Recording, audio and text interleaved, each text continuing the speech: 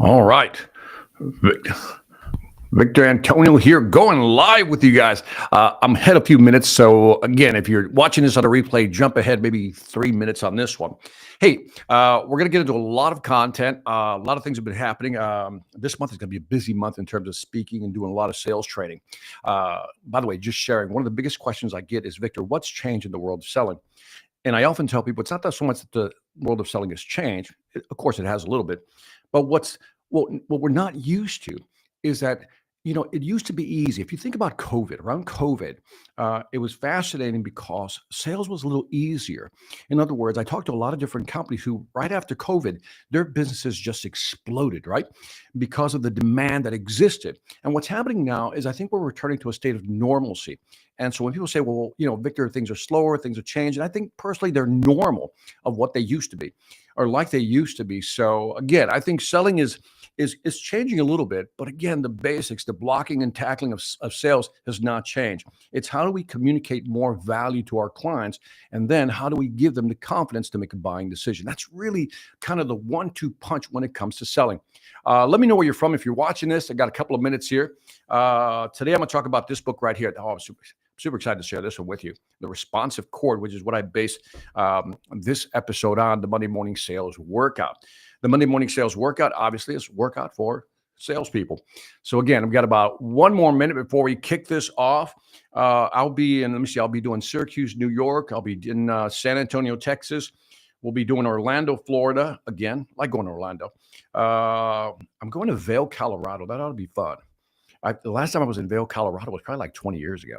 So it's going to be interesting to go there and just kind of hang out. We're doing a big event for Rollins, if you know the Orkin company. So that's going to be a very, very cool event. I might even share some pictures on that one. All right, it's almost 9 o'clock. I think I'm ready to kick this off. Let's get into it. Let's pull up the slides. Let's go. All right. The Monday Morning Sales Workout. Now, if this is your first time with the Monday Morning Sales Workout, it's for managers, but if you're a salesperson, you can listen in. And so I developed these Monday Morning Sales Workout, which are about 15 minutes. These are workouts that you can kind of exercises you can do with your salespeople, let's say at the beginning of the week, like a Monday. So each week, I give you a Monday Morning Sales Workout. There's also a sheet that you can download. Let me go down next to this.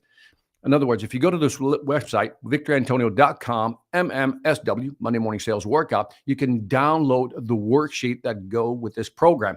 And what you're going to do as a manager is use that, kind of read through it real quick. It's only one page, and even use this video as kind of a guide on how to actually facilitate the exercise with your sales team.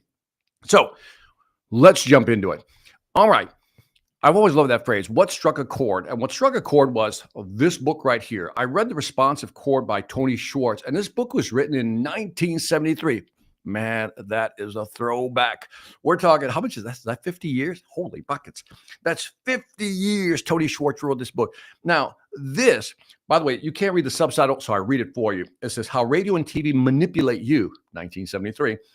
Who You Vote For, 1973. What You Buy, and How You Think. So again, this is, I often hear people say, everything's changed, the media's changed. No, manipulation has been around for forever and a day, if you know what I mean, since the invention of media in general. So nothing has really changed. But this book struck me, no pun intended, because one of the concepts in there really hit me in terms of, how to sell more effectively. I thought it'd be interesting to share this idea with you. Now, one of the things that Tony Schwartz says in the book, he says, to capture a person's attention, don't give them more information to think about. Now, I've always said that we suffer from something called cognitive overload. When you give customers too much information, what happens is they become confused. We've all heard the saying, a confused mind will never make a decision. So again, we don't want to overload them with information, give them too much information. But then he said something interesting. He said this, what you need to do, instead of giving them more information, you need to activate the information and the emotions that are already in their memory. Oh, let's slow this one down because this line is juicy, if I can put it that way. To activate, you need to activate what's in their brain already. And he gave this cool analogy, this picture. He showed a picture of here, I'll briefly show you. It was kind of a picture of a chimney stack, right? Just a smokestack, right? And when they showed this picture in the early 30s, right, people said that's a sign of progress. But when they showed it in the 50s and 60s, people said that's causing pollution. So something shifted. And his example was all I had to do was show him a picture and it triggered two different responses. So what he's essentially saying is that people have information in their head, they have experiences, they have memories. If we want to resonate with them, we just need to activate that memory to our advantage. In other words, if we're selling a product or service and we want them to think a certain way, feel a certain way, our job is to hit the right chord. He calls it the responsive chord within them for us to resonate with them. And I love this music analogy because, I took, music class and I played trombone and bass. I don't know if you guys knew that. So in high school, I played trombone, that whole thing, and I played bass in a funk band. Yes, me. And so, these music analogies I love. My favorite chord is a C major chord. So I'm going to use this kind of as the analogy of going forward. And there's what a chord looks like, right? C, E, G. That's a C major chord, right? There's the root chord, there's the median chord, the dominant chord. Now, you don't need to know that part. But then I took the chord and say, okay, so let me see if I can kind of put it in Tony Schwartz's way. What does a chord mean? And here's what he defined. You want to make sure you hit the pain or the gain when you're talking to a client, right? Again, what's their pain point? Where do they want to be? What's their gain, right? And then the E could be their belief, their biases, how they think about something. And then G could be what are the constraints? What holds them back from making a buying decision? And if we can hit that chord, so to speak, hit those three notes in a presentation, we're more likely to move forward than not with a sale. So let's get tangible here. Let's say the pain. Like one of the questions you would ask is, what's frustrating you right now, Mr. Klein? Right? It's good to understand what's frustrating them. And let's use two examples, right? A B2B and a B2C example. A B2C example could be, energy bills are high, right? Let's say you sell windows, right? Energy bills are high. B2B, inefficient process, losing time. Maybe in their manufacturing process, some of their machinery, equipment is taking too long, they're losing time. So that's the pain they're feeling. So again, we empathize with pain. Now, let's understand their belief. What are your fears, especially on past experiences? Sometimes people don't want to make a decision to move forward because of past experiences that didn't go well. Also, we want to understand what their belief system is. In other words, what do they want to do and how do they want to go about doing it? And I'll give you a tangible example towards the end. Let me just kind of set this up. In other words, what's worked in the past for them? What's not worked? And again, in their mind, they're thinking, will it work? Even if I change, Victor, will it work? They have this bias maybe because they've had a bad experience. And they maybe have this bias that, every time I do a change, Victor, every time I want to switch over to something new, it just never goes well.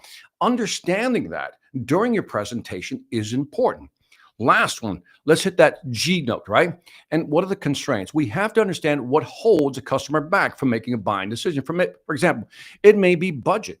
It may be they have to get multiple decision makers in a B2B scenario to actually, agree on a solution. So again, if we look at the whole thing together, we got the pain. What are their pain points? Why do they want to change? Then we got the E note, the belief system. Well, how do they think? Like, what are some of their past experiences? What are their biases? What might mentally be holding them back? Think of pain as the emotional piece, like, either the pain or the gain. That's the emotional piece. Think of the E note, the belief system, more as here's what has happened in the past. Logically, this is why I don't want to change. And then the last one is constraints. What's possibly holding them back? So I'll slow down here. If I understand the customer's pain or gain, pain could be, here's what they're struggling, here where they're frustrated. Gain is they want a future self. In other words, they're here, but they want to be at a certain level in terms of revenue, business, whatever, market share, whatever it may be. So once I understand what their desire is or what their pain, what they want to relieve, I can begin to orient my presentation towards that. That becomes one of the notes I hit. Then I also have to figure out logically, how are they thinking about changing? Let's say it is they're using an existing software package. You want to switch them over. They got existing Windows, but they don't know if they should buy new Windows. Is it worth it? Our job is to figure out what's their belief system, what's holding them back from wanting to make that buying decision. Our job is then to create a frictionless environment or conversation to get them through that. And last but not least, let's understand what's holding them back. Is it budget? Is it multiple decision maker? Is it time? Is it delivery? Is it some type of savings? Whatever it may be. Once I understand those three notes, I can then position my sales presentation that much better. Now, here's an example. For example, the pain could be there. I do a lot of sales training, obviously. And so one of the biggest pain points customers call me about says, Victor, here's what we're struggling with. We're not closing enough deals. Our closing rate, our conversion rate is not high enough. In other words, the industry average is 45 and we're at 30. We need to close the gap with 15. Number two is their belief system. Okay, their salespeople can close more and at better prices. In other words, maybe their salespeople have the belief system, and I've seen this a lot, where the salespeople have a belief system that, you know what, we're just more expensive than our competitor. That's why we can't sell. So then I have to change that belief system. In other words, part of my presentation, my pitch, is to say, let me help you change their mindset or shift their mindset from price to value, right? And the last piece is they want to hire me, but I'm a little expensive. So they're saying, I have to justify this to my manager or my VP or executive VP, to get the budget approved. So now, if I'm talking to you and you want to hire me as your sales trainer, first thing I'm going to ask about is your pain point. Why are you contacting me? Victor, my salespeople are not closing enough deals.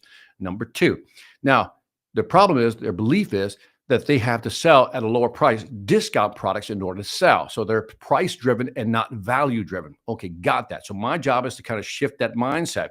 And then as far as budget, I have to figure out a way to say, here's how much I cost to bring me in, but here's how I can help you. And if we were able to do A, B, C, D and increase the conversion rate by 1 or 2% at a minimum, how would that impact the business and would it justify the expense of bringing me in? This is usually the conversation I have with companies. So I'm always hitting that responsive chord, those three notes. One, again, I'm being repetitive here. One is I have to understand your pain or gain where you want to be. Number two, what's their belief system? In other words, what are you struggling with mentally? And number three, how can I help you justify to move forward? And that is how you structure a responsive chord. So again, don't give the customer more information. It'll just lock them up. What you want to do is find something that resonates with them. If I'm talking to a company, let's say a VP of sales, and I say, look, I understand that your problem is this. You're not closing enough deals. I also understand that your folks are too quick to want to give a discount or gift away value. And that's one of the pain points you're having. And that's one of the mindsets you have to change with the belief system. Let me show you what I can do and what I've done for other companies. And again, now I hit the last part, the constraints, and how you'll be able to justify bringing me in and why this is going to be a win-win situation. So on that note, I'll end this by saying, go to victorantonio.com/Monday Morning Sales Workout, download the worksheet, and we will see you next week. Take care.